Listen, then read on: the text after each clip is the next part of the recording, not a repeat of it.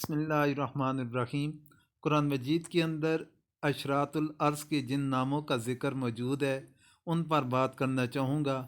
اس پر بات کرنے سے پہلے آپ حضرات سے گزارش ہے کہ جن حضرات نے ابھی تک چینل سبسکرائب نہیں کیا برائے مہربانی کر لیجئے۔ قرآن مجید میں کتنے اشراط العرض کے نام آئے؟ 10 اشراط العرض کے نام کا ذکر موجود ہے۔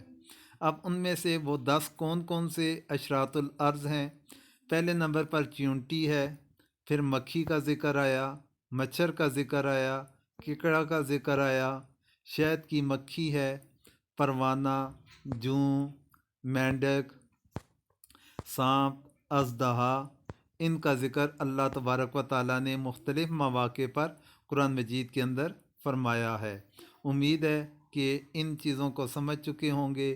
آخر میں آپ حضرات سے دعاؤں کی درخواست ہے۔